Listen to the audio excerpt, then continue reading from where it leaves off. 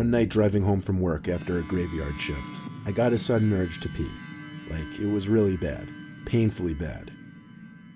I was driving down a quiet parkway with no other cars, so I figured I'd pull to the side real quick and pee in the woods. I put my hazards on just in case that off chance that a cop rolled by. After I finished, I got back in my truck and tried to start it. Instead, all I heard was the sickening sound of a car battery failing to start the engine. I tried at least 5 times before I gave up, not wanting to drain the battery anymore. I left my hazards on and stepped outside so I could be ready to wave someone down in hopes that they had jumper cables. When I did see headlights coming down the road, I went to the side of the road and started waving my arms. The car slowed down and went to pull over to the side behind my truck. As I started walking over to the car, the 2 front doors opened and 2 relatively big guys stepped out. I stopped in my tracks and thanked them for stopping, immediately asking if they had jumper cables. They looked at each other, then back at me, and the driver said, "Nah." The other guy asked, "You stuck?" I said, "Yeah, my battery died." The driver said to give him a sec, he'd call one of his boys. I didn't exactly know how I felt about that. Right away, I found the 2 a little off-putting. I know it sounds ridiculous, but I got gangster kind of vibes from them. The driver got back into his car after he got on the phone. I did the same. When I was sitting in my car, I couldn't help but feel I needed to call for my own help. I didn't know how much I trusted these 2. So I called my brother's phone a couple of times before he picked up. It was past midnight after all. I had woken him up with my call, but I told him I was stuck in an emergency and needed his help. I told him to bring jumper cables and to hurry up. He said he'd be over in a few. When I hung up, I got out from the car and waved my arms out to the car behind me. The driver opened his door and stepped out to look at me, and I called over that I had help on the way and it was cool. All he said was, "Aight then," and got back in his car. That feeling of danger suddenly exited my body, and I felt at ease. I leaned my seat back so I could relax in the meantime. But soon it came to me that I didn't hear their car pass by.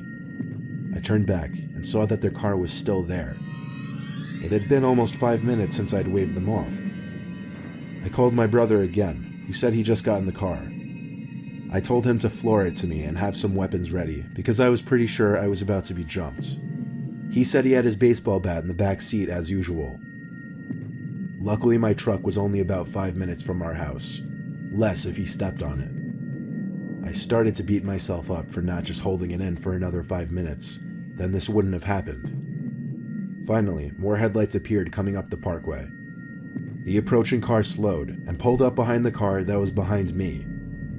I got out from the car and started waving my arms again. But when I saw 2 of the car doors open, I had a feeling it wasn't my brother. The driver in the first car got out and greeted his apparent goons. They all started gradually making their way over to my truck as they talked loud and cursed at each other. I guess it's worth noting there were no jumper cables in any of their hands. I'm not a lucky person at all, but when I saw the familiar headlights of my brother's Mustang zooming down the parkway towards us, I felt as if my luck had turned around for once. He pulled up his car in front of my truck and he came out with his baseball bat. He pulled out another baseball bat from the back seat that he brought for me. He tossed it to me, and my brother, being the larger, more dominant one, said in a very loud, firm voice, we didn't want trouble and it's best they moved along and let us go about our business. They all backed up a little when they saw our bats. One of the guys laughed, another one said, "We ain't ever said we want no trouble." Upon examining the first car, I realized the guy who was in the passenger seat originally wasn't there anymore.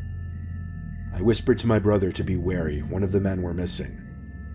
My brother got back in his car to bring his hood up in front of my hood. He fetched his cables and connected them to my battery. I kept watch of the 3 men who were lurking by their cars. Now we waited. My brother very softly called my name, and then low-key tilted his head in the direction of the woods. I looked into the woods, and saw the man who was originally in the passenger seat and was now hiding in the woods, looking as if he was about to do some kind of sneak-up attack. My brother told me to try the ignition. So, with one faithful turn of the key, the engine to my truck started. I got back out of the truck to literally guard my brother as he unplugged the cords from my battery and put them back in his car.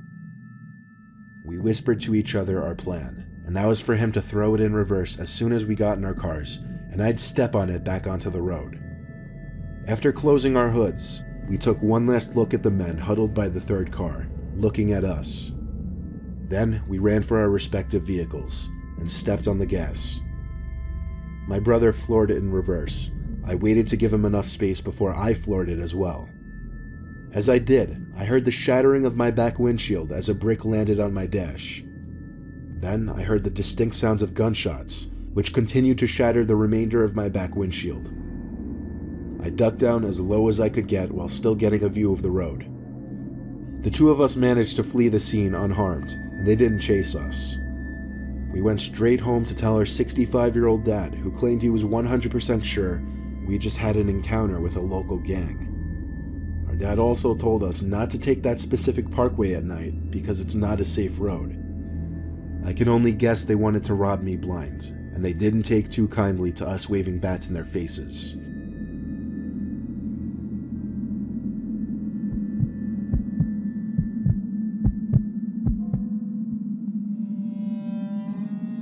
I've done a great deal of camping in my life, mostly solo camping out in the wilderness. Everyone who takes the hobby as seriously as me knows the potential dangers that come along with it. However, there was one thing that happened on a camping trip that I never anticipated. I was in my tent, which sat next to a small flowing river. My campfire was breathing its last breaths, and I was already laying in my sleeping bag trying to sleep. I started to hear something circling around my tent. At first, it started as big, heavy branches snapping in the distance. Then it turned to closer steps on the forest floor surrounding my tent. I ruled it out as being a bear or a larger animal because the footsteps didn't seem heavy enough. Plus, the fire would more often than not draw such animals away. To be safe, I still stayed inside the tent to refrain from making any noise. But the steps just kept circling around my tent. Finally, I called out, "Hello?" The steps didn't stop. Now I sat up, ready to take a quick look outside. I unzipped the tent and crawled outside. I still heard the footsteps, but now it seemed whatever was making the footsteps was being more cautious about moving around so loudly. I looked out into the darkness of the forest in the direction the steps were coming from, and very briefly I saw a light. Not just any kind of light, though. It was undeniably a phone screen. It turned off as quickly as it came on. Now I knew there was a person out there circling my campsite. I had already called to them and they didn't respond to me, so that was a very bad sign. Despite my experience in camping and wilderness, I'd never been stalked by a human before, and I wasn't comfortable there anymore. I have a license to carry a sidearm, however, and I always bring it with me when I go camping. I felt it was an appropriate time to pull that out from my bag. I started to pack my things as fast as possible. I can't begin to explain how scared I was as I packed up my sleeping bag and tent. I found myself turning around every few seconds to make sure someone wasn't sneaking up on me. Maybe I wouldn't have been so scared if the footsteps around my camp didn't keep going. When everything was packed, I didn't try to hide the fact that I was sprinting back to my car, which wasn't parked far away. I threw my stuff in the back seat and hopped in, locking the door first thing. I turned the car on, and as I put it in drive, the car started to wobble and shake, and I heard a terrible scraping noise. I stopped the car. A low tire pressure alert came on for all 4 tires, and I knew then that all 4 tires had been slashed by somebody. I couldn't possibly move that car without destroying my wheels, so I sat there in a pitch-black forest with the only light being from my headlights. I was afraid to look outside in any direction, for someone could be hidden, watching from any possible direction. I sat there for a few seconds with my whole body shaking. I finally grabbed my phone to call the police. At the same time, I looked in the rearview mirror, and I saw someone standing at the trunk of my car. My heart was in my stomach at this point. I don't know how I didn't scream. I took a deep breath, grabbed the handgun sitting in the passenger seat, opened the door, and stepped out with aggression. I aimed the gun at the person standing at the back of my car, who raised his hands in the air. I I screamed at him as loud and aggressively as I could to get the fuck away from my car. I wasn't bluffing, I was ready to shoot him. He backed away into the woods, and once I couldn't see him anymore, I got back in my car and called the police. I told them to come to the dirt parking area for the particular park I was camping in. They said a state trooper would be en route. I called my towing company in the meantime while waiting for the trooper to arrive, all while my body was still shaking and I was still cautiously checking my surroundings. I never appreciated seeing a police car more than when the trooper pulled into the small dirt lot with his lights on, and I finally felt safe to get out from my car. The tow truck came 20 minutes later, and my car was towed to a repair shop. I slept in my car overnight, and first thing in the morning, my tires were replaced. This never stopped me from continuing camping.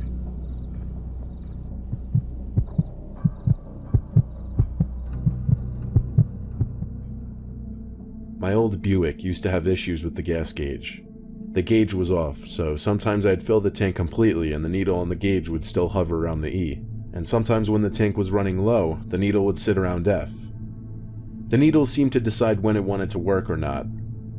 Well, one night after coming back from a vacation and not driving for a week, I guess I had forgotten how long it had been since I'd filled up the tank, because the car ran out of gas on some quiet road in an even quieter town. I didn't want to call my girlfriend because she lived too far away, and I didn't want to be a bother. I got out from the car and looked around my surroundings. There was not much, except for trees on either side and a small house sitting atop a hill to the right of my car. So, that was my only option to go for help. I went up the hill to the house and rang the bell. It was 9:30, so it wasn't exactly too late to be ringing someone's bell in this kind of scenario. I waited patiently. There were lights on in the house after all. After a minute, I gave the bell one more ring, but I told myself that would be it. After waiting another minute, I accepted defeat and walked away from the door. As I went down the little walkway, I heard a weird noise that seemed to be coming from the side of the house, like the moaning and distressed breathing of someone in pain. It came from behind a line of bushes. Quite frankly, I didn't feel right snooping over there, so I continued back down the driveway. I did take a look back at the house, and noticed a light upstairs was on now that wasn't on before, and there was someone standing at the window. I could see their head and shoulders.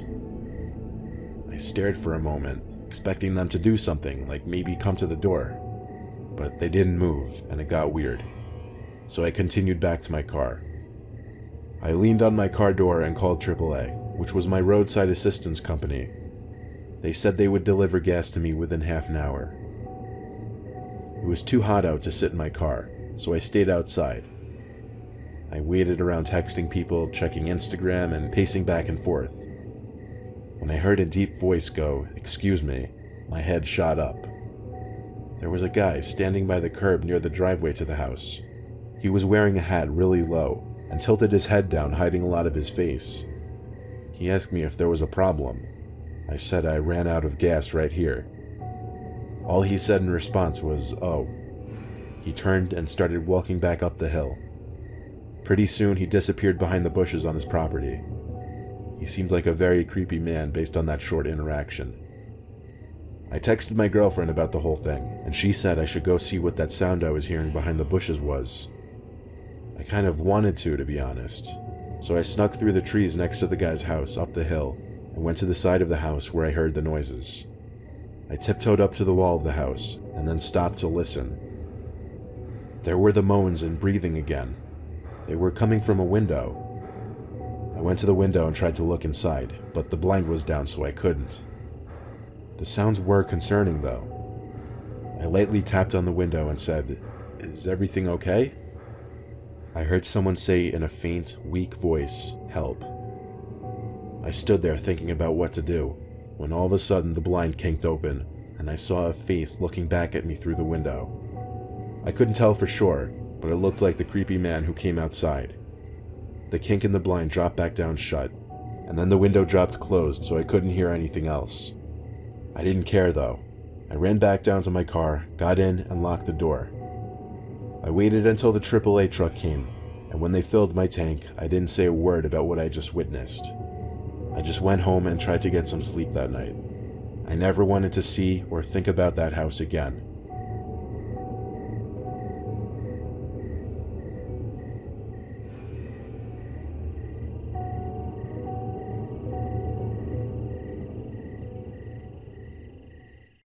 This is a part 2 to my video Children's Drawings with Disturbing Backstories. If you haven't seen the first one, the link is in the description. The drawings you're about to see were all done by kids. Whether they appear innocent or not on the surface, the stories behind them are what really make them unsettling. This ordinary looking drawing made by a 6-year-old doesn't appear to have anything that would be any kind of cause for alarm. On the surface, it just looks like a young kid playing in the front of their house. There's tons of smaller details in the drawing, such as his dad raking the leaves, his mom at the window, and a few cars in the street passing by. It all seems like an innocent drawing, but there's a bit of an unsettling backstory behind this. The 6-year-old boy who drew this is a very well-behaved and quiet kid according to his parents. I'll refer to him as Jake. He stays to himself most of the time, and his teachers describe him as a well-behaved child, just very, very quiet. He has a passion for drawing, and constantly draws pictures and writes little story picture books. Jake has one sibling who's currently 2 years old, who he has included in multiple pictures too. His mother says most of Jake's free time he spends either watching Cartoon Network or YouTube videos or drawing. There was no cause for alarm when his parents found this first picture. However, there was when they found a more recent picture that Jake had drawn. Here's another picture of Jake in front of the house, but maybe you've already spotted it. In this picture, there is an identical car in the street with the same person sitting inside. This time, it seems Jake is looking at the car in this picture waving. Jake's parents are not seen in this one, interestingly, but his parents were intrigued now about the car and who the person inside of it was supposed to be. So they questioned him. Jake explained that it was a car he'd always see out front and that the man sitting inside of it would always smile and wave whenever he saw him. So the next day, Jake's parents took him outside to point out the car, but he said the car wasn't there. In fact, it wasn't for the next few days, until finally, one day while Jake was playing outside, he came running inside to his parents to say he saw the car again and the man was inside again. Jake's parents rushed outside to the front to look and saw the car speeding away past the house down the block. It was an old silver Buick, and Jake confirmed that was the car. It was none of the neighbors' cars, that much was known. Jake's parents went to all the neighbors and asked if they'd seen that car sitting in the street at all, to which all of them replied they had not, but that they'd keep a lookout. For a few days, Jake wasn't allowed to play outside unless his parents were there with him. But after the car didn't seem to return, Jake was once again allowed to play freely out front. But one day, he came inside and said that the man in the car was back and was trying to get him into his car. Of course, Jake's father ran outside as fast as he could, hoping to get to the car in time, but he saw it already down the block by the time he was outside. He tried chasing the car down in his car, but by the time he even got into his car, there was no way of tracking where the car went. Once again, Jake wasn't allowed outside of the house. The car wasn't seen outside at all for almost that entire week, until one night, unexpectedly, Jake's father was about to take the garbage out when he noticed the car parked across the street. He took out his phone to begin recording and hopefully get the license plate number, and he tried to slowly get closer to the car without being obvious. But the driver clearly saw him, because the car turned on, then quickly drove away.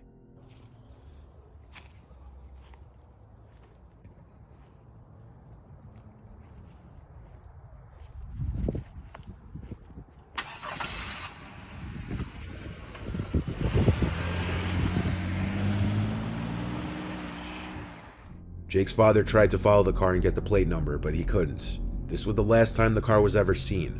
The car had clearly been parked outside multiple times watching the house, even past dark at later hours in the night.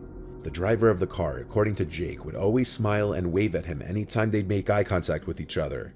And the last time Jake saw the car, the man inside started waving for him to come over, and even called out for him. Luckily, Jake was smart enough to go inside and tell his parents. It's not clear why the car would be outside even at night, considering the boy leaving the house alone at those hours would be extremely unlikely.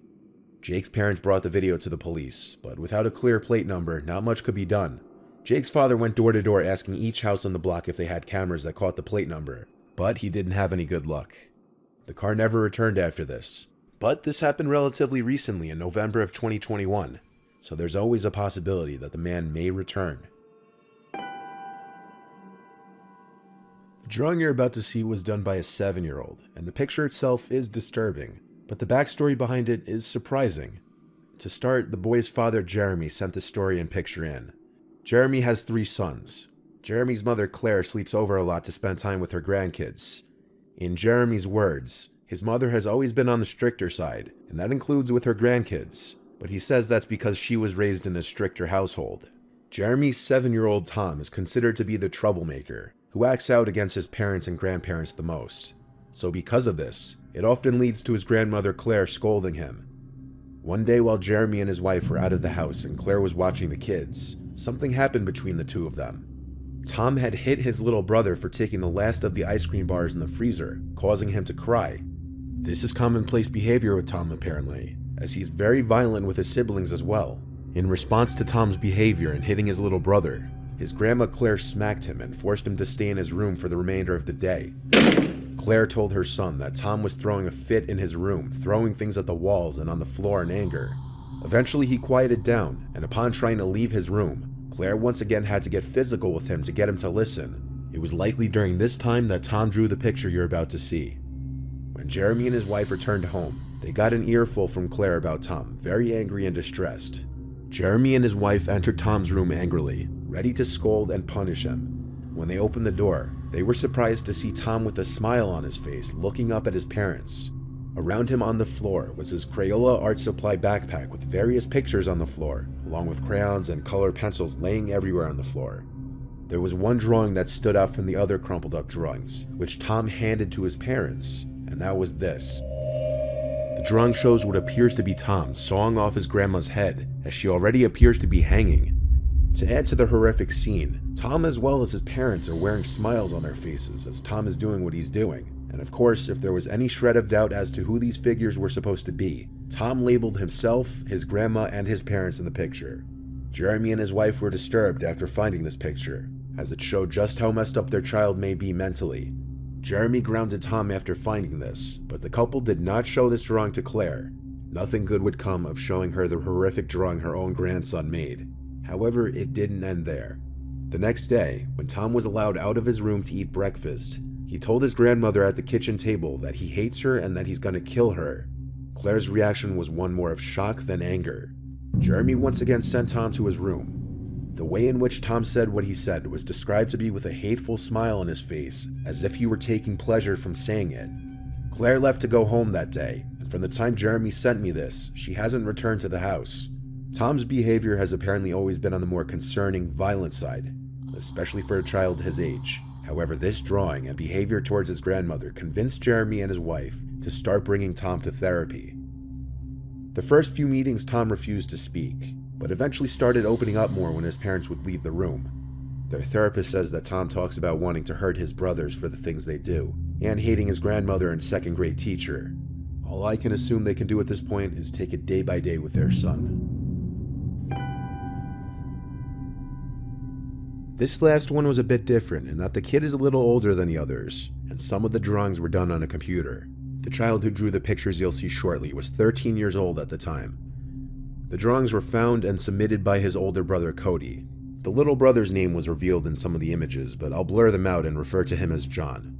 John is described as a recluse by his brother, who gets picked on by some of his classmates. Though he found these pictures a year ago, he submitted them recently. And now the two boys are in high school, with Cody being a senior and John being a freshman. John and Cody share the same gym period, and Cody sees his little brother get slightly picked on in gym class whenever he's in earshot. Cody says that although he's tried to help his little brother break out of his shell, he's come to accept that the two of them are just different. John likes to go home after school and play computer games all day instead of doing his homework or hanging out with friends. This is exactly how he spends his weekends too. And while his brother and parents worry about him, they're not really sure what they can do to help him. His teachers are all concerned over his consistent lack of effort and poor grades, and they even go as far as to ask if everything is okay at home due to his extremely quiet nature. One day while John was out with his mom somewhere, Cody, being curious about John, decided to snoop through his notebook and see if his brother even took any notes in class. But instead of normal notes, there were just really weird doodles and drawings littering the pages. If there were ever any notes taken, they would be covered by stick figures apparently fighting or shooting each other with bow and arrows or guns. There were also apparently other unusual drawings, usually violent, all of which Cody took pictures of. Now, being curious what John did on his laptop 24/7, Cody decided to take his laptop and sign into it after figuring out his password against his brother's knowledge. His desktop was packed to the max with game icons and folders. But the first place that Cody went to snoop was the pictures folder, and inside of there, he found multiple folders containing weird cartoons drawn on MS Paint by John. They were for a YouTube channel that John had made, in which he animated very simplistic graphic cartoons, but the most disturbing and eye-catching one was this one. It started with a picture of a school, then it cuts to inside a classroom, presumably John's classroom. The plot of this cartoon video is basically that John had been missing from school, and when his teacher asked the class where he's been, John suddenly arrives with a shotgun in hand and a combat helmet. This is where he threatens to kill all his classmates and then the teacher if he can't answer his questions correctly. The name Mr. Reynolds is used in one of the pictures, which was in fact one of John's actual school teachers' names, meaning John drew these pictures based on his own life. I know these are just stick figure pictures, but knowing how YouTube is with demonetizing or age-limiting videos, I'm not going to show the rest of the pictures. But basically, John ends up shooting everybody in the room, and by the end of his video in the last drawing, John's character smiles and says, "On to the next classroom." It may be a very disturbing hint into what's going on in John's head, and what may be going on in a lot of kids' heads in school who may keep to themselves or feel that they're being picked on. Cody never told his parents about the videos or pictures, but rather confronted his brother on them.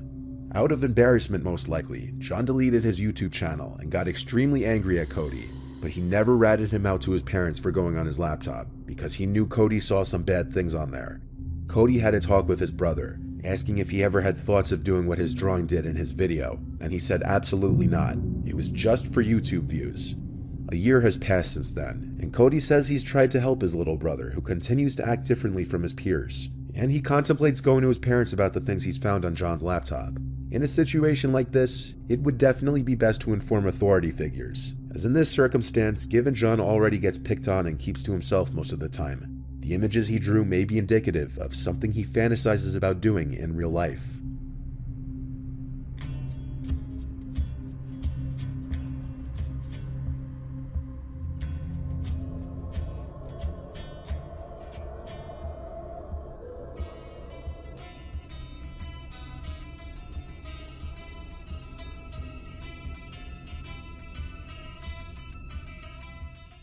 Years ago, I did a somewhat lighthearted video about the creepiest children's drawings.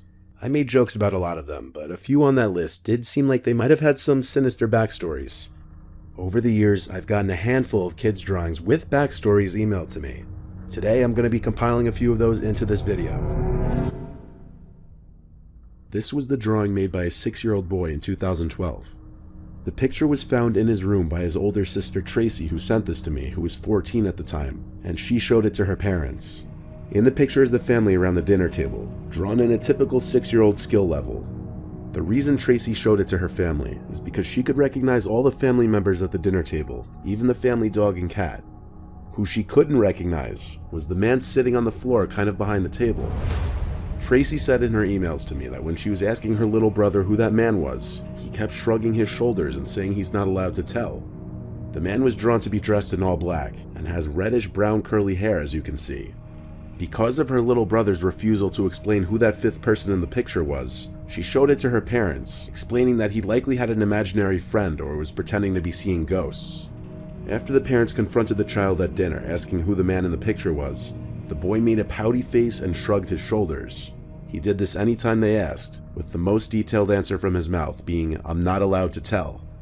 The parents, specifically the dad, weren't fazed by it, as really a 6-year-old could draw anything and create some kind of crazy story in their head behind it. Tracy would be responsible for watching her brother often when their parents weren't home, and one day when she was left in charge of watching him, she heard her brother talking to someone in his room. Upon getting to his room, she learned he was just playing with his toy car set on the floor, talking to most likely himself as he played. Tracy asked if he was talking to anyone. He looked at her and shrugged his shoulders again, pouting his face. Tracy then noticed some candies on the floor of her brother's room, a specific kind of green apple flavored candy that she'd never seen her mother buy before. She asked him where he got this, and he ignored her, going back to playing. Tracy took the candies, and that angered her brother, yelling, "Give them back." She waited until her parents returned home to ask if either of them had bought the unusual candy. Since the boy was only 6 and it was summer break, aka receiving the candies at school, wasn't even a possibility, the random candies appearing in the boy's room became a concern. Even as the boy was scolded and pressed by his parents as to where he got the candies from, he still just made his pouty, angry face and ignored them. The boy was grounded by his father until he would answer the question, so he wasn't allowed to leave his room. The family checked the closets in his room, under the bed, even the closets outside of the room. The idea that someone was inside of the house was out the window. On that same night that he was grounded, Tracy sat close to her bedroom door instead of on her bed, so that she would easily hear if and when her brother in the next room would start talking. And sure enough, when he did, which to note was way past her brother's bedtime, she jumped up and ran to his room, opened the door, and saw her little 6-year-old brother standing at his open window talking to a man who looked as though he were about to climb into the room. Tracy screamed for her mom and dad, causing the man at the window to flee, and her brother began to cry. Once Tracy told her parents that a man was talking to her brother through his window, the police were called. The boy still refused to talk at first, but with the police there, he eventually said that his friend told him not to tell anyone about him, or that he couldn't come and play anymore. When asked his friend's name and age, he said he didn't know. When asked what the two of them would do, the boy said he would come with snacks and candies for him and just play with toys. When asked how they met, he said they met in front of the house one day when the man stopped on his bike and gave him some candy. After offering to come back with more candies and snacks, Tracy's brother told him which bedroom window was his, and that's when this started. Submitted to me all the way back in 2015, this was sent by a mother of 2 children, a 6-year-old boy and an 8-year-old girl.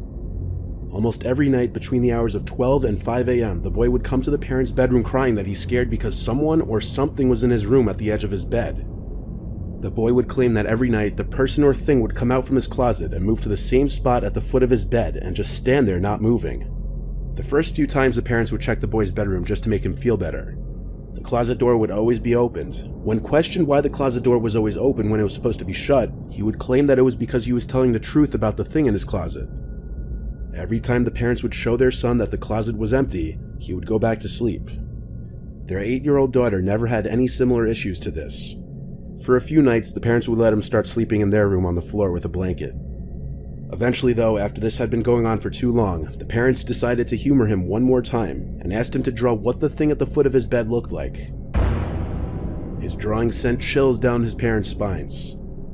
In the drawing was some grudge-like figure that seems like it would be enough to give a grown man nightmares, let alone a 6-year-old boy. There also appears to be something at the window, and when questioned about this, the boy said that he sees it at the window sometimes too when it's not at the foot of his bed. The parents' solution to this was moving their son's bed to the spare bedroom across the hall that didn't have any big closets. The mom who submitted this couldn't help but get a little creeped out herself at the drawing, and every time he would come crying to their room in the middle of the night. This third and last one is a little different in that it's a mix of drawings and writing, and there's 3 different pages of it. This was found by the new babysitter of an 11-year-old boy named Rocco in Ottawa, Canada. The babysitter, who I'll refer to as Alyssa, was needed while the parents of Rocco were away for a week. According to Alyssa, Rocco was very quiet and kept to himself most of the time. He would stay in his room for a majority of the day, and would only come out to get food from the fridge or to go downstairs to play video games. Alyssa tried to befriend the child the first day, but eventually gave up after realizing Rocco either didn't like her or was just a very unfriendly, creepy kid in general. Alyssa would spend the majority of her shifts doing schoolwork and watching movies. She knew Rocco had an obsession with guns because of the amount of toy guns he had. They would lay across the house in varying rooms, ranging from Nerf guns to airsoft guns to varying types of toy guns. Alyssa had never been in Rocco's room yet though, but one night when Alyssa was having trouble sleeping, she heard Rocco sneak into her designated bedroom and was just standing by the doorway. She sat up in her bed and asked Rocco if something wrong. Then she just closed the door quickly and she heard him running back to his room. The next day, Alyssa went into Rocco's room for the first time. Rocco wasn't in there and the light was off. This meant he was in the basement playing video games, as those were the only 2 rooms he'd ever be in according to Alyssa. He didn't even seem to seek hanging out with friends. Sprawled out on Rocco's floor were a bunch of papers. The first piece of paper that caught her attention was this drawing of a handgun. It wasn't anything really alarming, it just further demonstrated his fixation on guns. Alyssa dug through the papers though, and found 4 pieces of paper stapled together with 3 different staples. They formed what could best be described as a little storybook. The first page looked to be the cover page, titled The Babysitter. Immediately, Alyssa assumed this little book was about her. But not wanting to get caught reading it, she took pictures of each page of the little booklet, as well as a picture of the handgun drawing, and left the room to go read it on her phone elsewhere. These were the pictures she had taken. This was the second page. Rocco wrote on it, "It was a regular day in the house, when Mom and Dad brought over the babysitter for the first time. There's something about her that I hate. I think it's how ugly she is. She's a huge nerd. I don't want her in the house. Not sure why my mom and dad hired her. I think I'm gonna have to kill her." The drawing on the page is what's supposed to be Alyssa sitting on the couch on her phone, and Rocco spying on her through the doorway. This was the next page. It's day 3 and she's still here. Parents think I'm a baby or something that needs an annoying, ugly babysitter that eats all our food and drinks. In this drawing, Rocco appears to be grabbing a kitchen knife while Alyssa's in the fridge. The child's disdain for his babysitter becomes increasingly apparent in a disturbing manner. But the next and last page is by far the worst. It says, "She caught me sneaking into her room. I have to be quieter next time." The picture is quite obviously Rocco holding a knife behind his back while Alyssa lay asleep in her bed. The implications of this picture are beyond transparent. Alyssa returned to Rocco's room while he was still in the basement, and lo and behold found a small kitchen knife on his bedside nightstand. Alyssa sent the pictures of the drawings and knife to Rocco's parents and then called them. At first, the parents tried to convince her he must be joking around, but they were apparently easily convinced that Rocco could have monstrous intentions. They had Rocco's grandmother take over that same day. Alyssa left the house never informing the police or any other authorities. She accepted her payment for the 2 weeks that night, and she accepted the parents' apologies, but not without recommending that they take their son to get some serious help.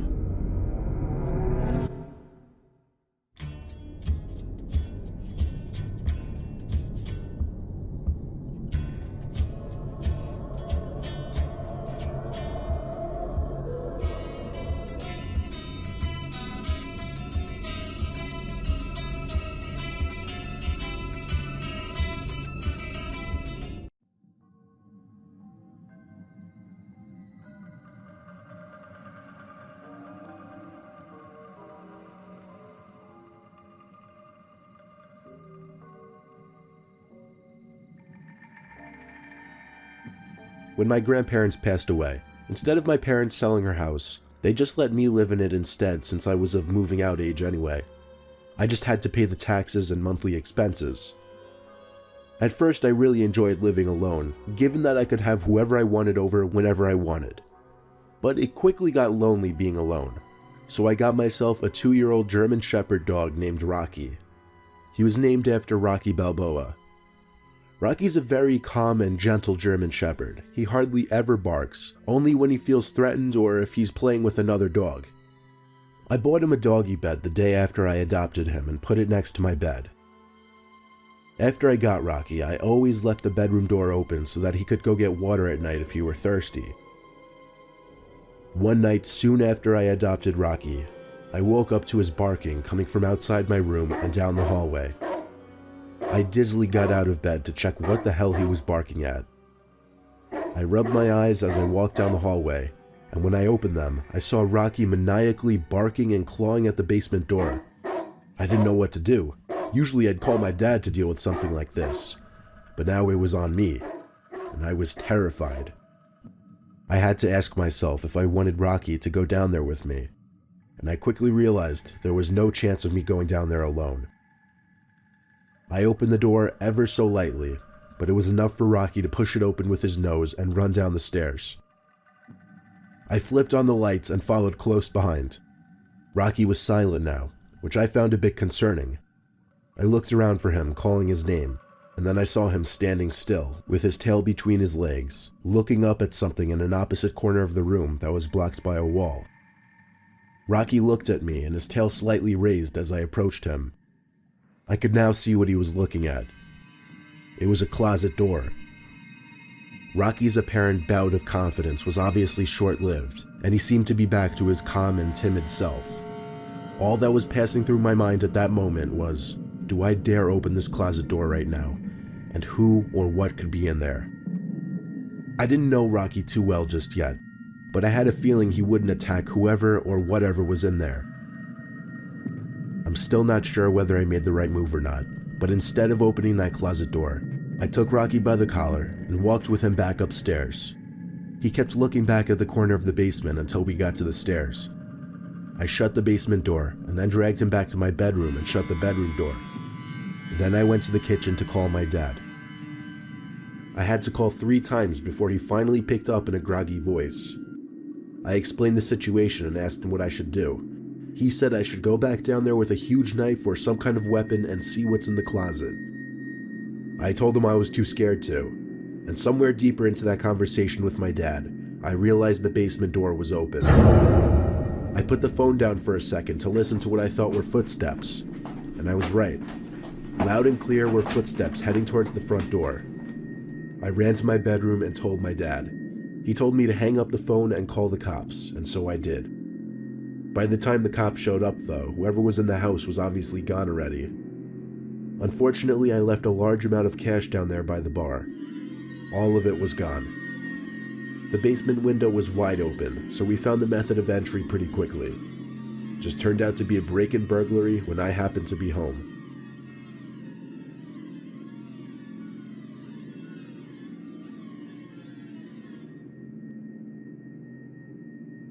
This story took place just 2 weeks ago. I've always had a fear of basements since I was a kid. Now that I'm 18, my fear is obviously subdued a little bit, but I still will glance over my shoulder to any noise I may hear behind me. And I might get that slight butterfly in my stomach feeling when I'm alone. Well, on this cold Friday night, I was home alone, and since our biggest TV is in the basement, that's where I'd usually chill, especially to play video games.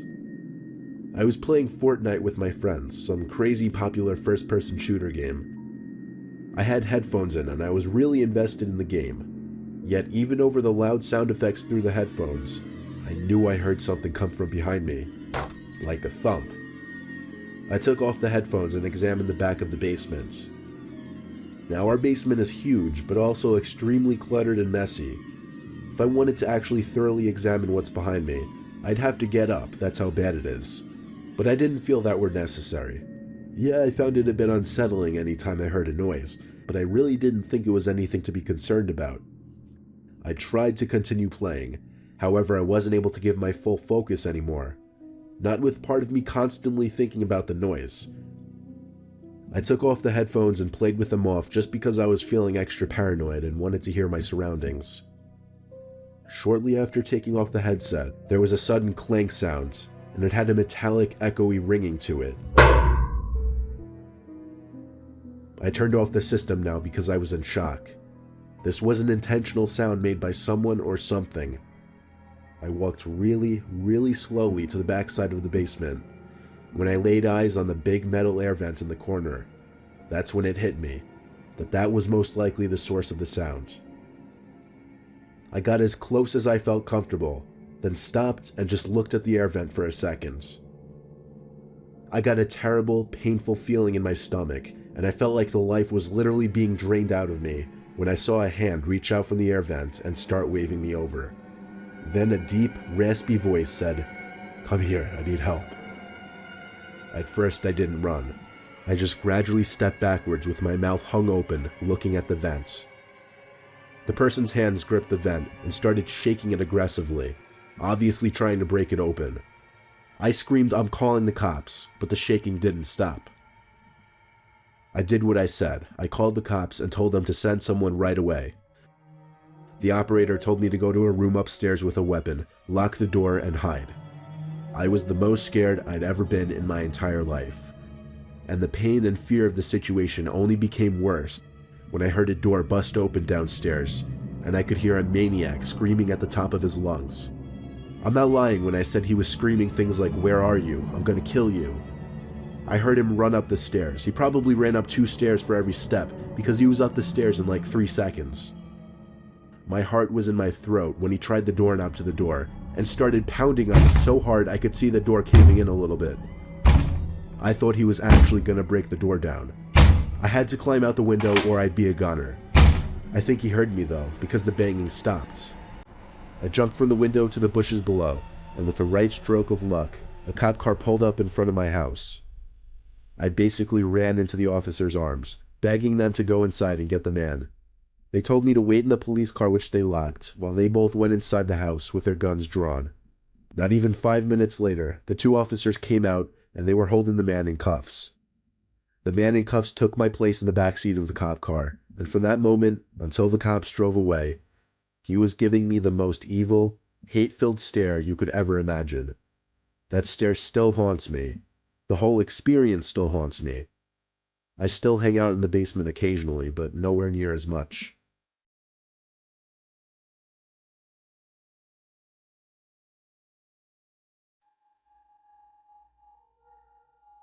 The story I'm about to tell you is a series of blurry memories from when I was a little kid and we were living in our old house.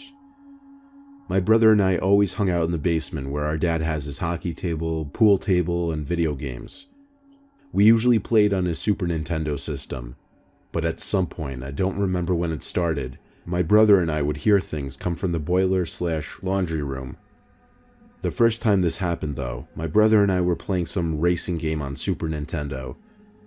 That was when we both heard it. The door to the dryer slammed shut. We knew that's what the sound was. We both called out Mom, figuring maybe she'd been in there the whole time without us realizing. But the room was dark and empty of any people. When we realized this, we both ran upstairs screaming for our parents, leaving everything downstairs still on. Our parents came down to humor what they probably thought was just our dumb childish antics, and nobody was in the laundry room. Moving along probably a few months, I was awake late one night for whatever reason, walking to the kitchen, passing the basement door, and remember hearing the TV downstairs turn on.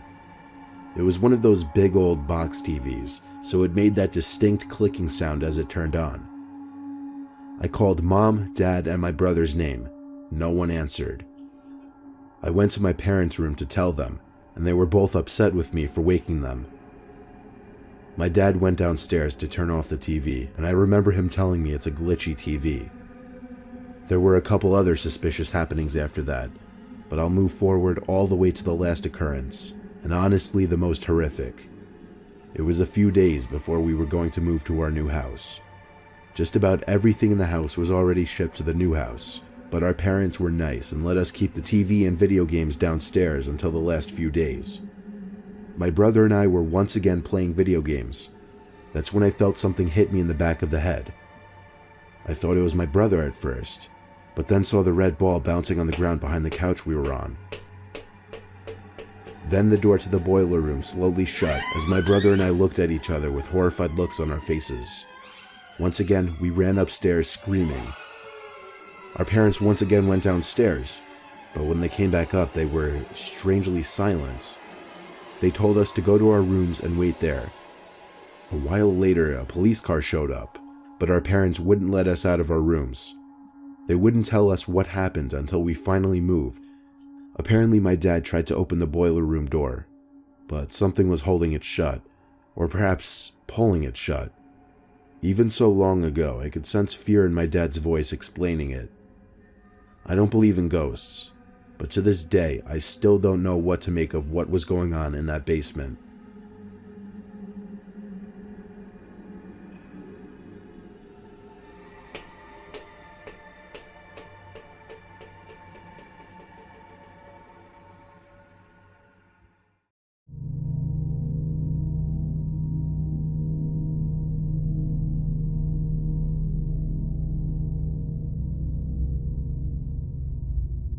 A few years back, I was staying at my girlfriend's dad's house with her for a month. It was situated between a large section of woods and a lake. Her dad owned many acres of land, including much of the nearby woods. He even had this little, I don't want to say path, but very narrow clearing in the woods that I'd like to walk through to clear my head. It was this one unnaturally foggy day that I wanted to go for a walk in the woods. I put on my boots that I'd use for hiking and told my girlfriend I'd be back in a little while. She didn't like to walk in the woods, so I'd always do it alone. Walking into the narrow clearing in the woods, I really took in how foggy it was that day. I couldn't see 15 feet in front of me. I hadn't seen it like that in years. In fact, I haven't seen it that foggy since. But as long as I'd stay in the clearing, I'd be able to find my way back.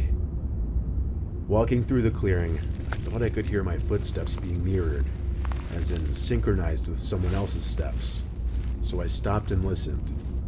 This was private property. Nobody should be here except for me. So I calmly called, "Hello?" When I didn't hear any calls back or footsteps, I felt it was safe to continue walking. The woods had a very eerie vibe with the thick clouds of fog floating through the trees. Crunches on the floor of the woods from my boots and the sounds of evening crickets was just about all I heard. A calming vibe. Then I heard it. A moaning-like breathing noise, like an old man moaning in discomfort. This time I knew I wasn't alone. It sounded like someone was hurt. I walked towards the noise, concerned, once more calling out, "Hello?" I stopped when I sharpened my senses a little and noticed the figure of a person standing just far enough away in the fog in front of me where I could see their presence there, but that's just about it. Just a really tall figure in the fog. That was the person making the moaning sounds. I crept a little closer, asking if the person needed assistance, but I didn't exactly get a better view. So I walked a little closer, and still, it didn't feel like I was getting any closer to the person. I yelled this time, and the moaning stopped. I took 2 more big steps this time towards the figure, and that's when I realized that no matter how much I walked forward, this person, this figure, didn't seem to get any closer. I turned around and started walking back through the clearing in the direction of my girlfriend's dad's house. I looked over my shoulder about 5 seconds later and swallowed my gum, seeing that the figure now behind was still the exact same distance it had been this entire time. I started running, heart racing, running short on breath rather quickly. And every time I looked over my shoulder, I saw that figure hovering the same distance behind me. And I use the word hovering now, because I eventually picked up on the fact that I couldn't see the outline of the lower part of the figure's legs. It just looked like this floating apparition in the fog. I eventually made it out of the woods back to the yard of the house. I took one last look at the tree line while it was still in sight through the fog, and I saw the person, figure, apparition, whatever I should call it, right by the tree line. I burst in through the back door of the house, slammed it shut out of breath, and when my girlfriend, her dad, and her brother came in response to my noise, I pointed out into the fog at the tree line, telling them someone or something was following me in the woods, no matter how fast I ran. Her dad put on his shoes and went outside with me real quick. I pointed to where I last saw the figure in the woods, and it was gone. He patted my shoulder and told me I had nothing to worry about. With he and I being 2 6-foot dudes, and with the 2 dogs in the house, no one would be breaking in here. I laughed and pretended for a second as if I wasn't mentally scarred for life from what just happened. I'm not one to believe in ghosts or anything of that nature, but this was definitely the closest thing to paranormal I'd ever experienced. It still sends shivers up my spine to this day.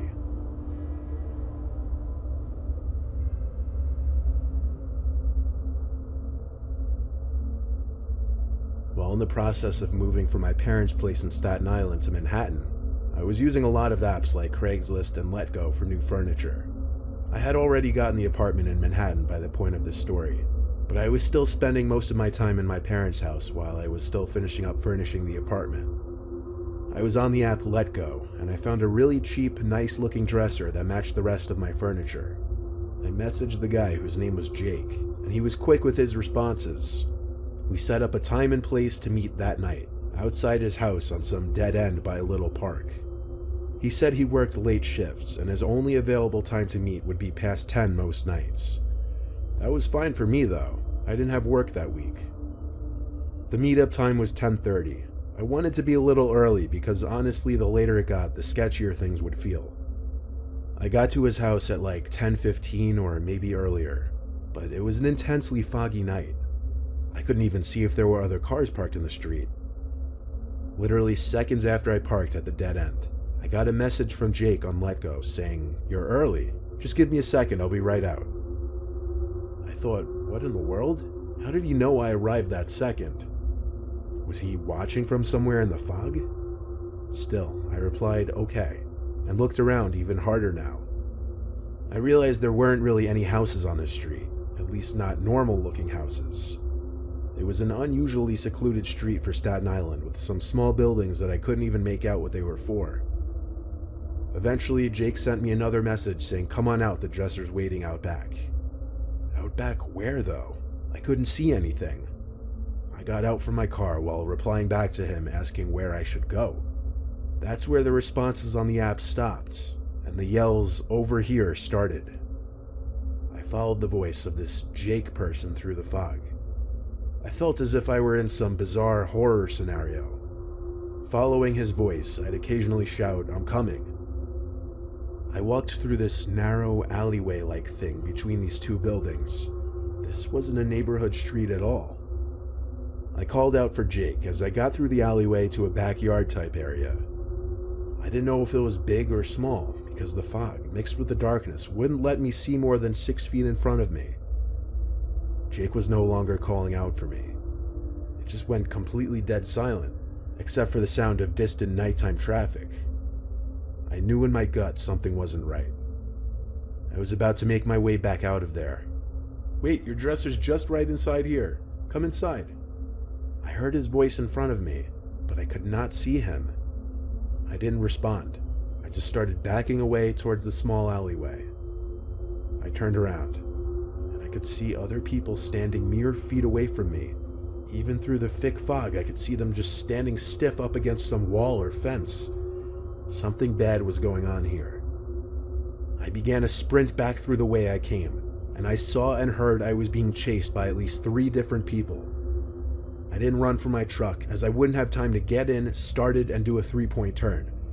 I ran down the road till I couldn't run anymore and got the police on the phone. 2 police cars pulled down the road eventually. One of them picked me up when I waved them down. We got to the location and we went to the little yard area. There weren't any people still back there. The 2 little buildings were both abandoned storefronts. The back door was wide open, but inside was literally nothing. Do I even need to say it? No dresser, obviously. I showed the officers the let go conversation. All I had to do was give them the account that posted it, and that would allow them to open an investigation. But somehow nothing ever came of it. I'm not sure how thoroughly the police department even investigated this. All I know is something very, very bad was going to happen to me if I went in that building.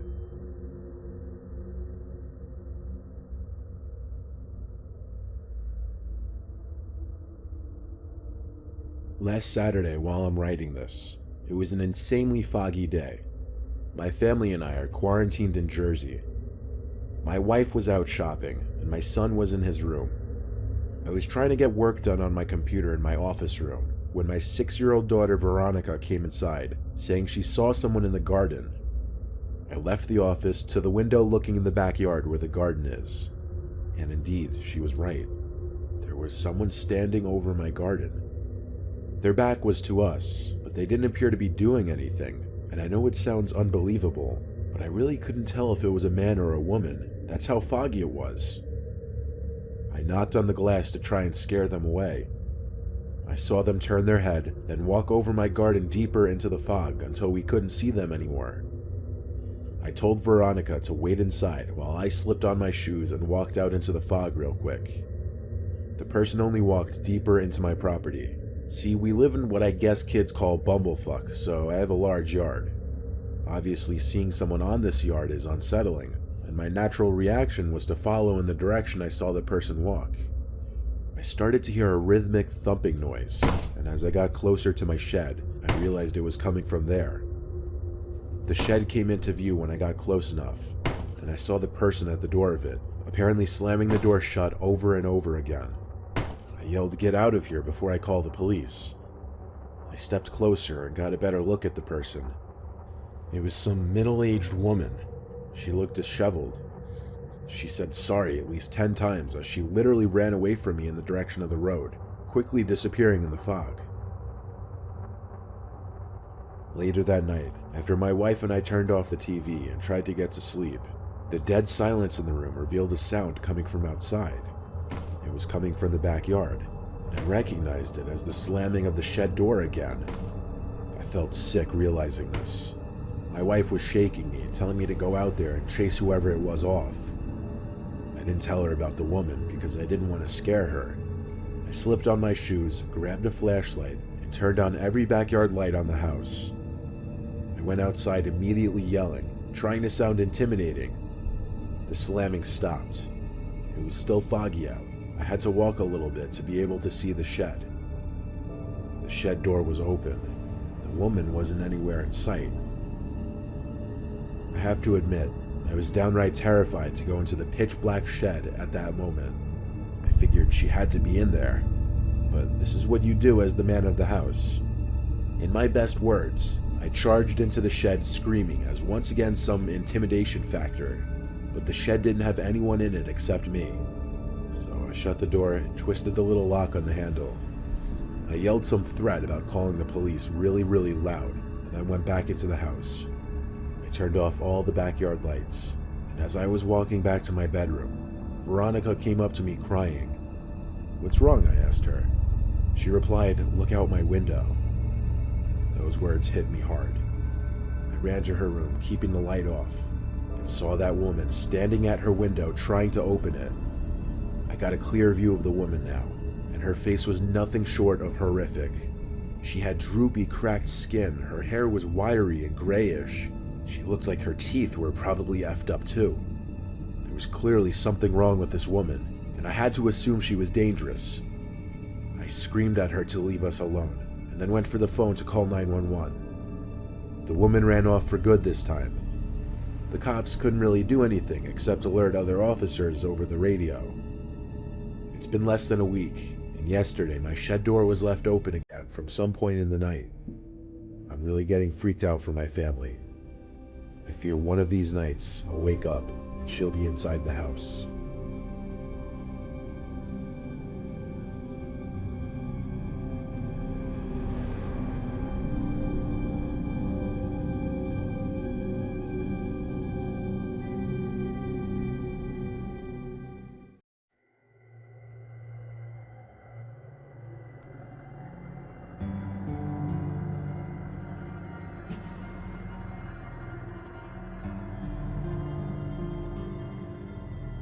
I work as an Uber Eats driver at night to make a little extra cash. Friday and Saturday nights are always the busiest because everyone's either home or with friends and ordering food, so those were usually the nights I would work. I got a request on a Saturday night at 1 a.m. to pick up McDonald's for a guy named Kyle. He lived a few minutes away from my current position, so I punched in the nearest McDonald's, which was like a 2-minute drive away, and picked up his order. It was a small order. I think he only wanted 2 hamburgers. He lived like 5 to 7 minutes away from the McDonald's. I followed the app's directions to the house, and eventually it led me to a short dead-end street that veered off another dead-end street. The house was the last one on this dead-end road. It sat right next to a line of trees that ran alongside a highway that was pretty much dead at this hour. Given how late of an hour it was, I didn't want to ring the bell, so I called this Kyle guy's number. It rang once, then went to voicemail, so I hung up. Then I got a text from him though. He told me to come to the door, and so I did. I got to the big wooden front porch of the house, and soon the front door opened. A bald guy opened the door, only he didn't look very old. He looked to be in his 30s, yet his head was completely bald. Maybe he was sick or just liked that look, so I didn't judge. However, his breath was disgusting, and he seemed to be quite drunk, so that was a little off-putting. The payments were done through the app, so usually there was no need to wait around for money. But this time, this Kyle guy asked me to come put the pizza on his kitchen table while he ran to fetch a tip. I didn't object to free money, so I waited in his kitchen, which by the way was only lit up by a small outlet-sized nightlight, so it was pretty dim in there. The whole kitchen smelled rather disgusting though. I didn't know what it was. Kyle was taking awfully long down in the basement fetching this tip, so I started to wander a bit. I stepped into the living room, which was adjacent to the kitchen. The TV was on in there, which was the only reason I could see anything. However, the stench was even greater in this room. Then I noticed that the back door was slid half open. Maybe he was airing out whatever that putrid odor was. For the hell of it, I walked to the back door, expecting to get a quick breath of fresh air, but the smell only got worse. Then, finally, I stepped outside onto the man's back deck. I heard flies. The sound of a swarm of flies right by the door. Then, I guess a motion-sensing light saw my movement and turned on, revealing 2 big black garbage bags stuffed with 2 long objects. The smell was unbearable, too. It took me a second to catch on to what I was most likely looking at. Suddenly, waiting around for the tip didn't seem like a good idea anymore. I went back inside and rushed to the front door, and just then I heard Kyle emerge from the basement calling to me, waving a few singles in his hand. He saw me as I was about to open the door and asked where I was going. I had to come up with something, so I said I was just rushing to check if I had something in my car. He said, "Oh, okay," as he came over to me and handed me the bills. Then he turned to the back door, to the porch, where the light was still on. Then he looked back at me, with his gummy smile now disappearing. He asked me in a firm voice if I went to his backyard. I told him no, and he just stared at me, not saying anything. I didn't give any fucks anymore. I opened the door and walked myself out, but not without him grabbing my shoulder as I got onto the stoop. I yanked his hand off my shoulder and ran to my car. I saw him run back inside with the front door still open. I turned my car on, but I sat and watched his front door, curious to see if he'd come back out, and he did. He came back out, running full speed for my car with a big metal rod in his hand. I drove away from his house, ready to call the police and report him. I called when I got down the block, making sure to leave him no time to dispose of those potentially dead bodies. I waited down the block and saw police cars pull up literally within 2 minutes. I watched the whole thing as I told police where to go. In fact, Kyle, if that's his real name, had already started moving the bags, which did contain dead bodies, to the bushes in his backyard. Everything about this guy was off. For leaving the back door open to reveal dead bodies to a pizza delivery boy, he may have been deranged, but he also wasn't the smartest man around.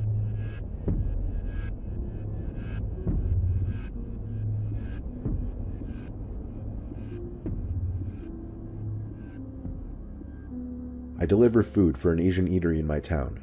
It's the best gig I could get at my age, simply for the tips alone. My friend and I work there together. We're actually the only 2 who aren't Asian. My friend usually works the counter and takes phone calls. I usually do deliveries, and that's the way I like it. My friend got off the phone during one night shift we had together and told me I'd be doing a delivery. After the food was prepared, I was handed a brown paper bag and I was off on my way. The address I was given led me to some small dirt driveway off the main road, onto an enclosed property. Don't picture it as some luxurious private property though. It was some old, unkempt excuse of a property. And the house seemed to be closed off given that there wasn't a single light on in there and how high the grass was. I called my friend back at the restaurant and he gave the phone to our boss. Unfortunately, our boss is a stinge, so he yelled at me in his thick Asian accent to knock on the door and don't waste the food. I got out from my car and felt grass rubbing against my shins. That's how tall it was. I went up the 3 stairs to the front door and knocked really loud since there didn't seem to be a doorknob. As I expected, after 30 seconds of waiting, there was no answer.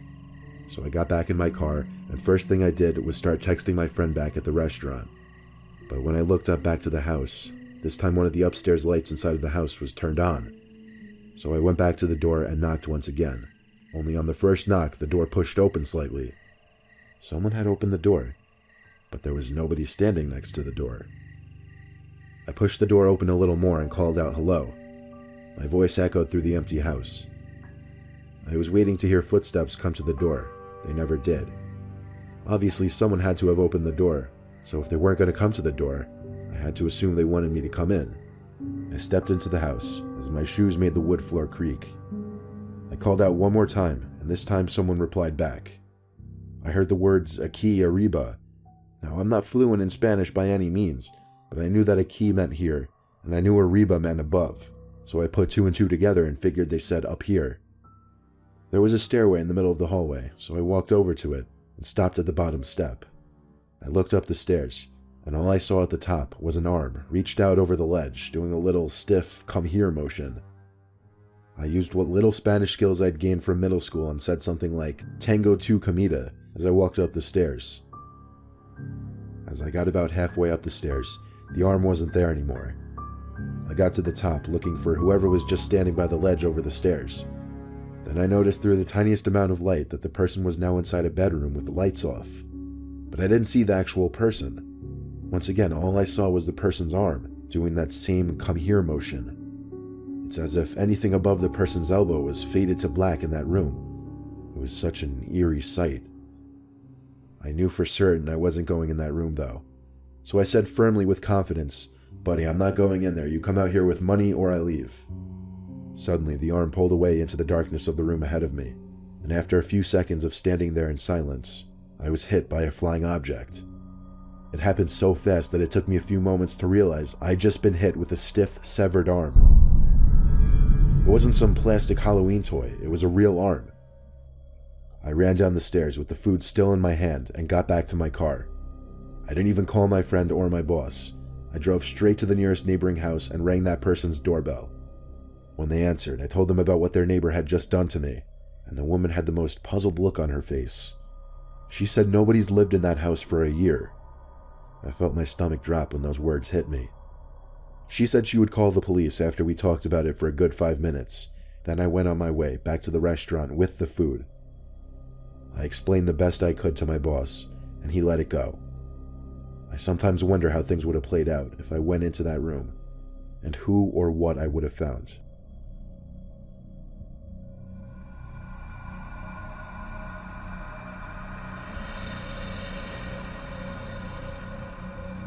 I used to work at Domino's. They close at 3 a.m. on weekends, and being that I was taking an off year during college at the time of the story, my boss took advantage of that and always threw me on the 9 to 3 a.m. shifts. There would always be at least 3 people working that late. One to cook the pizzas, one to take orders, and one to do any needed deliveries. This night the one cooking the pizzas was Jeff, a 28-year-old Italian guy who worked 2 jobs. He was always in a bad mood, so when he told me to deliver something, I did it without complaints. So, being a Saturday night, it wasn't uncommon to get calls for deliveries past 2 a.m. Around 2:30, I was told to deliver 2 pizzas to an address that I still vaguely remember. 27 Crocker Drive, or something close to that. I took my stupid, beat-up 2002 Honda Civic up the road for 5 minutes. The only main road that cuts through our tiny-ass town. I live in the Manchester Township area in Jersey, containing a whole lot of nothing but trees everywhere. My drive there was a dark one. After merging off the main road onto smaller roads with no streetlights, the only light that could be seen for miles were my headlights. I turned off the public road onto a dirt road with a private property sign posted outside. It seemed I had arrived to the house I was delivering to, when suddenly I heard a bang reverberating through my car, followed by a weakened sense of handling of my car, as well as a repeating flopping sound. I knew for certain I'd just got a flat tire. I stopped the car at once and got out to confirm the front right tire was completely flat. I could see through the headlights that the house was walking distance from my car though, so instead of calling my insurance company, it would make more sense to deliver the pizza and also ask that person for help. I got to the deck of the house. It was an average size house, completely enclosed by trees, as were most of the houses around here. The lights were on inside, but all the blinds were shut. I rang the bell, and quickly a normal-looking young man answered the door. Before exchanging the pizzas for money, I told the man about the predicament I just found myself in. A look of concern came over his face as he handed me the money and I handed him the pizzas. He came outside to take a look at my car with me. It was a 30-second walk from the house. We got to my car, and he started analyzing the tire. He said he could help me, he'd just need his tools from inside. I started questioning what I could have hit on his dirt driveway, and he yelled out to me, "Don't worry about it," as I was walking down his road.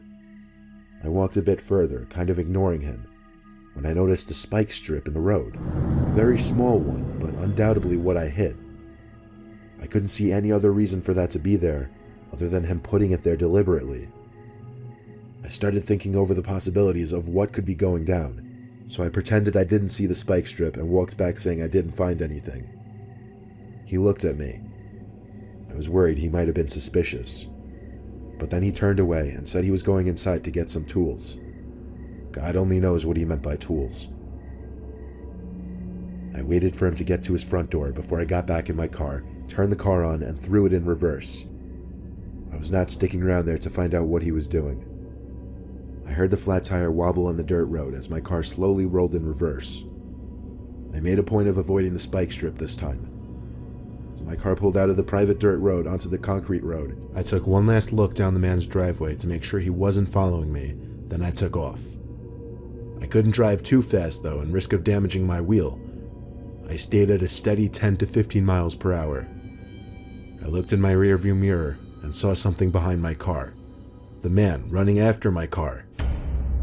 I had no choice but to step on it, forcing me to cringe as I could literally feel the damage being done to my wheel.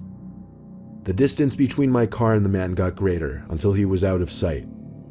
After turning back onto the one main road that I'd mentioned earlier, I slowed down the speed a little bit, back to 10 to 15. It was a long ride back, about 20 minutes since I had to drive slow. When I got back, the place would be closing in 10 minutes, but I had to return the Domino's sign that they make us put on our cars when doing deliveries.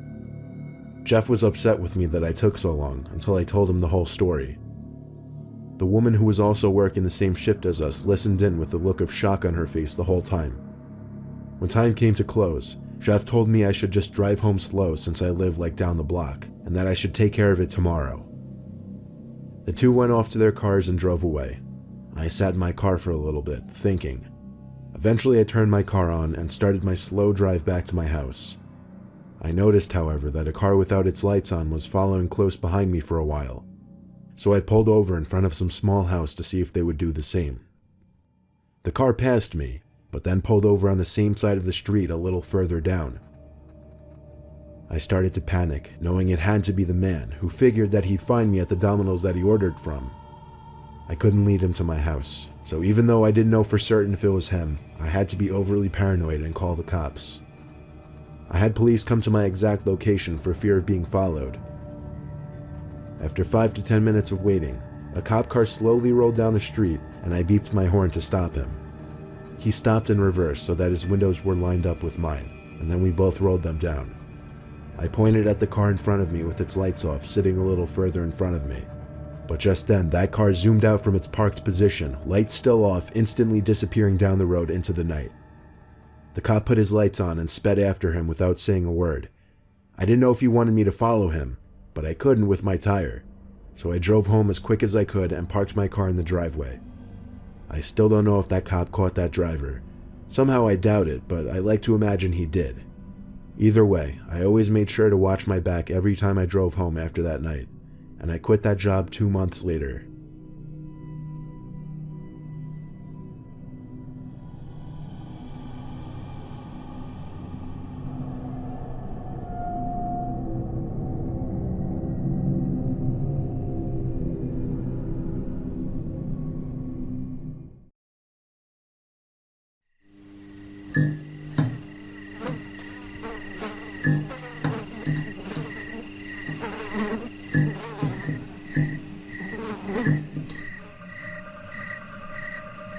I got a job as a police officer a few months ago. For my first year or so, I'm expected to work the overnight shifts and do 3 12-hour shifts a week. It's totally brutal, especially given that the worst things happen at night. It's only my 3rd month on the job, and I already have a nightmarish story to tell. I was patrolling around my designated route, 2 or 3 in the morning, absolutely no cars to be seen on the road at all. Most of my route was dark since there was a lot of forest in our town. And then there would be one long street called Warren Street, one of the only streets lit up by streetlights around here. All the stores at this hour were closed, of course, so there was very little going on at this time. I took the left turn off a quieter road onto Warren Street. I drove slow, always looking on both sides of the road to see if anything was going on in any of the parking lots. I picked up on something strange as my car zoomed past a coffee shop parking lot. I brought the car to a halt with a heavy stomp on the brakes, and brought it to a reverse until I got back to the parking lot. I rolled down my window and stuck my head out to confirm my eyes weren't playing tricks on me. The lights in the coffee shop were on, which was beyond bizarre. The shop always closed at 6 p.m. on weekdays. I knew because I was a frequent there and I knew the owner personally. I pulled up to the curb and figured I'd go check the door. Wouldn't you know it, the door was unlocked. I pushed the heavy glass door open and stepped into the shop, calling the owner's name. Something about my voice echoing into an empty coffee shop at 3 in the morning was freaky as hell. It gave me shivers just wondering why the lights were on. I kept calling the owner's name until I heard a sound come from the basement. I didn't even know there was a basement until that day. I found a door that led downstairs to a dark abyss. I unholstered the flashlight on my belt and aimed it down the stairs. I knew deep down it was my job to go down there and investigate, even though I was really afraid to. There wasn't a light switch to be found, so I made my way to the bottom of the concrete stairs, not able to see much outside of the narrow beam of light that my cheap-ass police flashlight projected. I was at the bottom of the stairs now, looking around the pitch-black basement of the shop. Then there was the sound again, only this time much louder.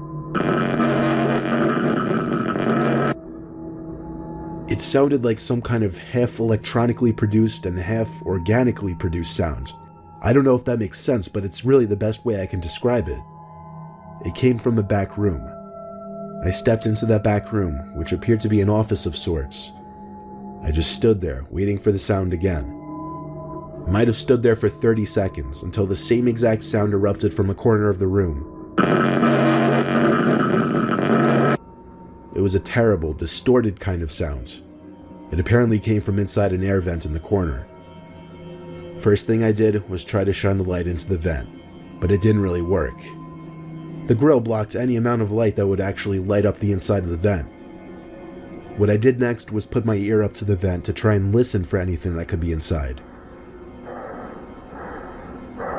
I heard something in there. I was 80% sure what I was hearing was the sound of someone breathing. My heart started racing even faster than it was 10 seconds ago. I tried one more time to see into the vent, this time angling the flashlight a little differently and pressing one eye up to the vent grill. I guess the light beamed off the grill of the vent at just the right angle, because I saw the glow of an eye literally 4 inches from my face. I unholstered my gun as I shouted at the person in there to come out now. But as I tried the vent door, it seemed to be screwed on still. I could hear the person shimmying away through the vents until the sound was completely gone. Where did that vent lead to? How did they get in there? Why were they in there? What was that strange noise? So many questions that still remain unanswered. I called for backup, and we did a thorough investigation. We called the owner, who came by to help us search the place at like 4 in the morning. There were no signs of breaking and entering anywhere. Not a single unscrewed vent, not a single broken window, nothing. Our investigation didn't last more than a few hours, after which we determined whoever was in the vents was gone. The thing that scares me the most is the sounds that I heard. Not just the breathing from the vent, but that sound that was emitting from the vents. That sound that could be heard all the way from the upstairs of that shop.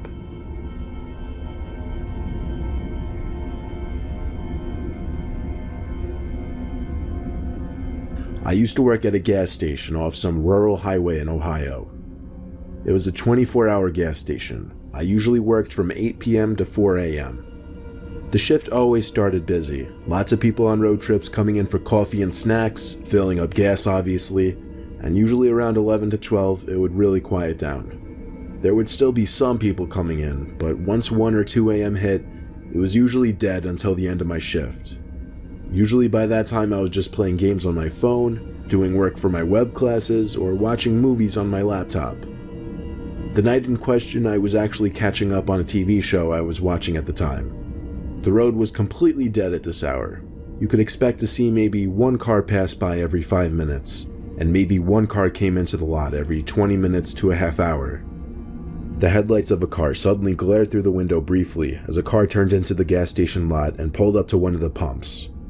The car turned off, and so did the lights. No one stepped out, though. My attention went back to my show, and it did for a while. In fact, it took me a few minutes to realize that the car outside was still there. But no one ever came in to pay for gas, nor was there anyone standing outside filling up. The car was still just parked next to the pump. It was a bit sketchy, but then again, maybe they were texting or on a call or counting money. There could be a number of reasons. Finally, I heard a car door shut outside. I paused my show, expecting them to come inside, but the guy just stood by his car. It looked like he was facing down at first, but when I squinted my eyes a little, I saw he was actually looking at me. He finally came over to the door and came inside. The bell of the door rang as some guy with his hood up walked right past the counter. He gave an ever so slight side glance to me. I could see just one of his eyes for a short second before he turned away and walked to the back section of the store by the snacks. I couldn't see or hear him while he was back there. He seemed to be back there for a while. I called out, "Do you need help, sir?" Not even the slightest sound in response. Just as I was about to come out from around the counter, the man came out from the corner and slowly walked back outside, not looking at me once.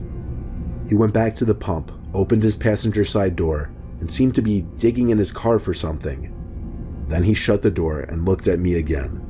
Regardless of the distance and glass between us, I knew he was looking at me. He lifted his arms and seemed to begin waving me over. I didn't know what to do, but everything about this situation and this man were freaking me the hell out. He started walking very quickly over to the door, still waving his arms and hands at me. He put one hand in his pocket now, while waving with the other still. It looked like he was reaching for something. I ran around from the counter and to the door so I could lock it. I managed to with only 3 seconds to spare before he tried pulling it open. This was the first time I could see his face as he looked at me and I looked at him. I noticed his hand in his pocket, holding what I was sure was the handle of a blade. I shut the blinds to the windows as I told him we're closed. He still stood there though. I tried to put it out of my mind, but I couldn't because he started knocking on the glass. He knocked and knocked and knocked until it turned into more of a banging. I screamed a threat to call the cops if he didn't go away. He stopped a few moments after I said that, and I think he walked away. I didn't check. I simply stayed hidden in my corner behind the counter. I gave it 10 minutes before I would open the blinds back up. And when I did, I felt a certain kind of horror in my body when I saw his car was still there. Where was he? Was he in his car or somewhere outside? Paranoid thoughts came to my head, like what if he was by the back door? I felt relieved when another car pulled into the parking lot and a normal-looking man came to the door. I unlocked it for him and he came in with 2 20s in his hand. I told him to be careful of that other car, and then we got into a long conversation about what just happened. During the conversation, the other car turned on and finally drove off. The man and I both laughed about it, but when the guy who worked after me finally came in at 4 a.m., I was not laughing. My whole drive home, I was still shaking, thinking about what happened. Nothing that strange ever happened again throughout the rest of my time at that gas station.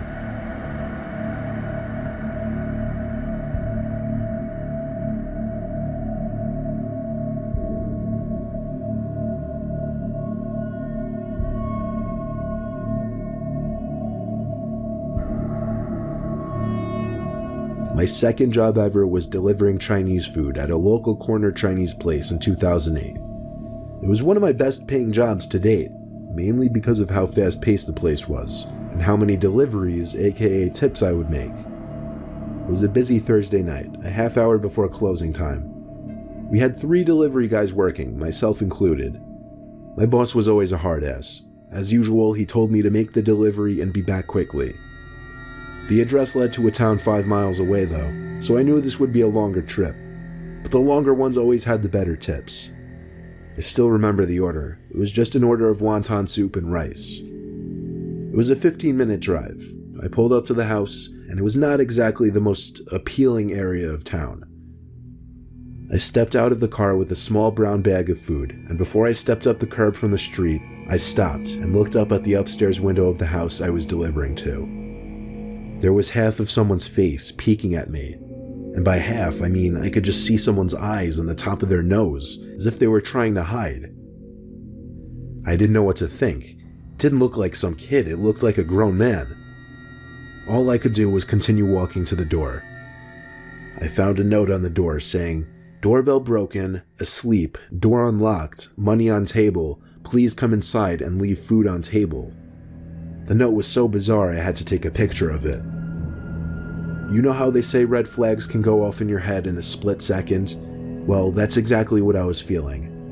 I stepped back a few feet to look up at the window again. The person wasn't at the window anymore. I knew they weren't asleep, so why would they leave a note like this? I tried to rationalize. Maybe it's a really socially awkward person who prefers not to engage with a delivery person. I slowly turned the knob, and yes, the door was unlocked. There was no light at all in there. I couldn't distinguish where the table was that the money was allegedly sitting on. I tried going left, and found myself in what I assumed was the kitchen because I could hear a fridge nearby. Like I said, it was dark as hell in there. I finally came up with the brilliant idea of using my phone as a light. I put the brightness up all the way, and that's when I saw the silhouette of a person in the corner of the kitchen. No features, nothing. Just the silhouette of someone. At that moment, I dropped the bag of food on the floor and walked out the front door back to my car. I never looked back at that sketchy-ass house, nor did I ever go back to that sketchy-ass part of town.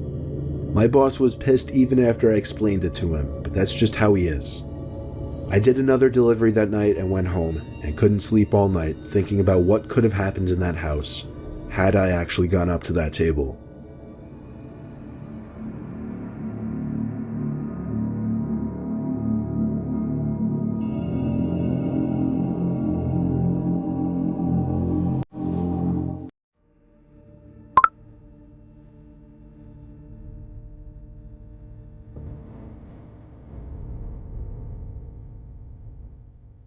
Ever since Snapchat implemented that new Snap Maps feature, it basically lets you stalk any of your friends' locations. Well, any of your friends who choose to have it enabled. For some reason, I used to have it enabled. I guess just because I liked my friends to see that I was busy a lot or something dumb. I'm in 11th grade, a junior in high school.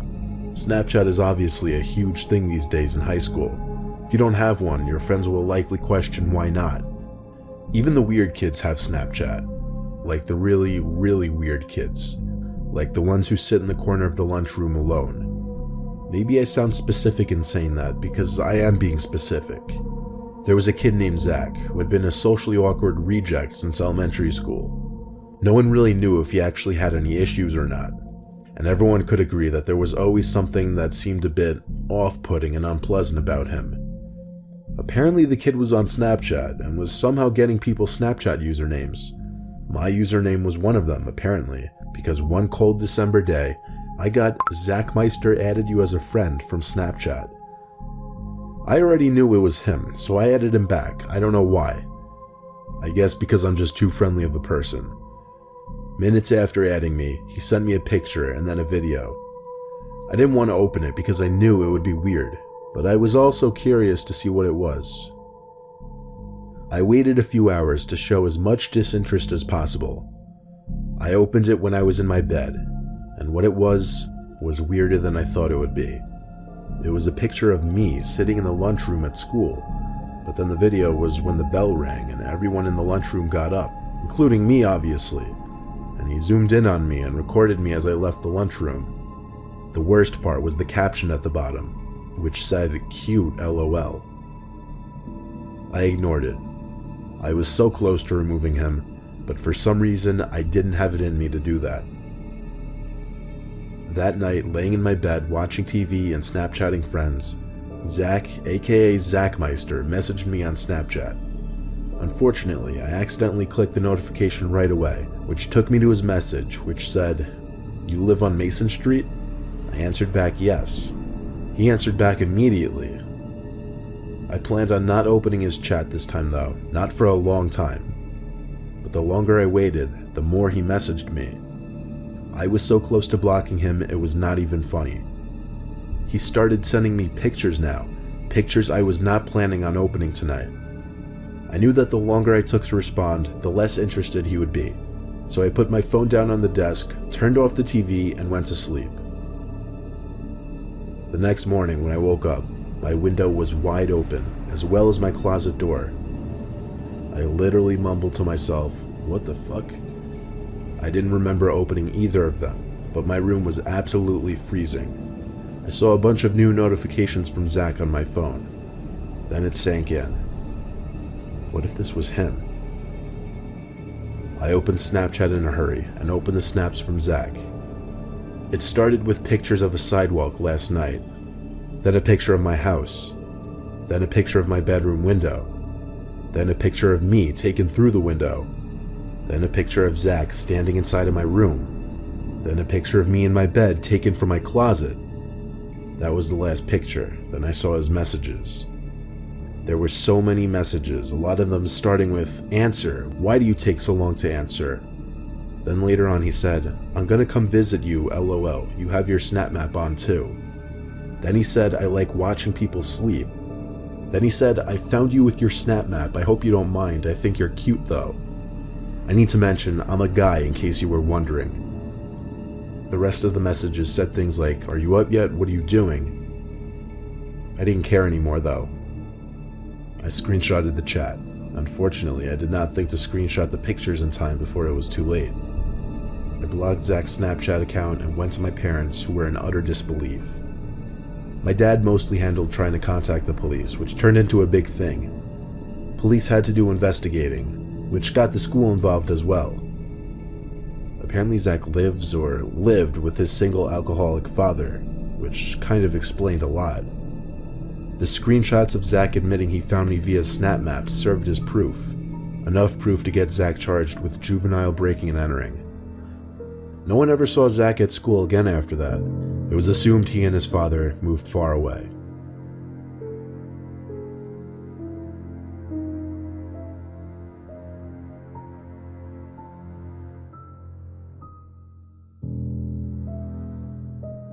I've been using Snapchat for a little over a year, just as a way to share cool or funny things that are going on in my life.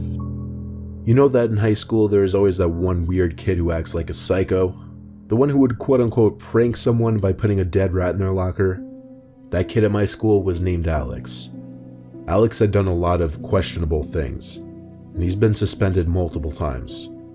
He had brown hair that was always a bowl cut, and had really pale skin, vampire pale. One day, I got a notification on my phone while I was playing some video game. It was from Alex. I didn't remember adding him, but then I thought he must have seen my snap code from my Instagram page or something. It was weird though, I could see his score, which means I did add him back at one point, I just don't remember when. I put my phone down until I died in the video game I was playing. I unlocked my phone and opened Alex's snap. It was an extremely zoomed in picture of a door handle, more specifically a locking mechanism. It was captioned "Hello." I actually got a screenshot of the picture. I was kind of creeped out because I knew this kid was the kind of person who would come to your house and do something really messed up. I texted him back, asking why he sent me that picture. He responded with another picture. It was a blurry picture through a window, looking into a house. My heart sank when I realized it was a picture of our kitchen. I also screenshotted this picture.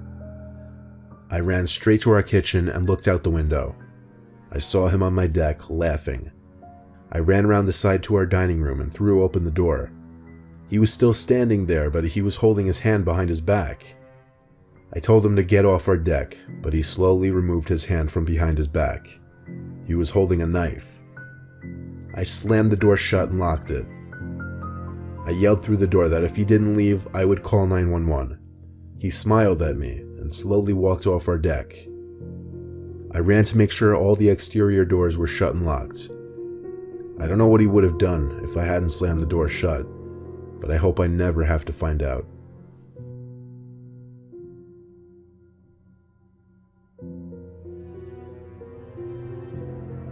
This is a short story, but it started just 2 days ago, and it has me scared shitless.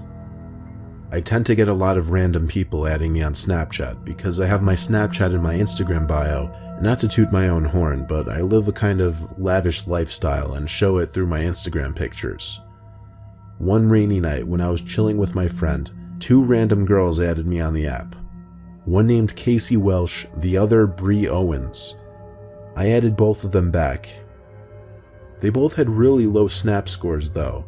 Like one had a snap score of 200, the other had a snap score of a couple thousand. I figured, okay, that was that. I'd wait and see if they sent me anything. Sure enough, the one named Casey snapped me a black screen with the caption, "You're cute." I ignored the message. It seemed like someone was messing with me. I checked the snap map and saw that both of the girls shared their locations. In fact, the 2 of them were apparently together in a car not too far away from me. Anyway, I had to go home. The weather outside was getting worse and it was getting late. I jumped in my car, got on the highway, but drove slow given how bad the rain was getting. There weren't many, if any, cars on the road at this point, until one car finally caught up behind me in the middle lane and stayed behind me for a while. I got off the highway to my town's exit, as did the car behind me. Not really weird. I took the left turn off the main road down the street towards our house. So did the car behind me though. Now it was slightly questionable. I pulled up into our house's driveway and turned off the car. The car that was behind me slowed down once it passed our driveway, then came to a halt. My heart started pumping to the point where I could feel it in my chest. I took my phone, opened Snapchat, and checked the map.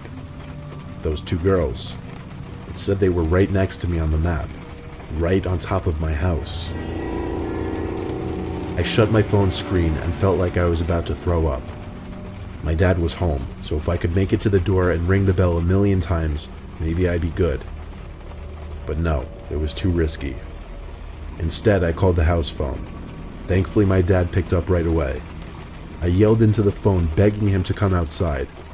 I saw the car in the street reversing to come closer to the driveway. At the same time, the front door opened and my dad came outside, looking at the car in the street. The car drove off, and only then did I run through the rain to the house. My dad hugged me and asked me who those men were. I broke away from the hug as he said this. Men? I asked. How do you know, and how many? He replied saying he saw at least 3 large men sitting in that car, looking at him as it drove off. Last night, I woke up to noises outside of my window. Like leaves crunching, garbage cans being moved around. People were outside my window. I just knew it. I knew the blinds were open. I didn't want to look. I was too horrified to look at that window. Then I heard, "I know you're up. Don't move a muscle." They're at the window. It was my dad. It was the scariest moment of my life. It sounded like my dad was hiding behind my bed. I heard footsteps outside move away, and my dad finally said it was safe. We watched as the car parked outside, the same one from the previous night, drove off. My dad and I are horrified to even go to sleep tonight. My dad said he's ready to call the cops at the slightest sign of something happening outside. If anything happens, I'll send an update.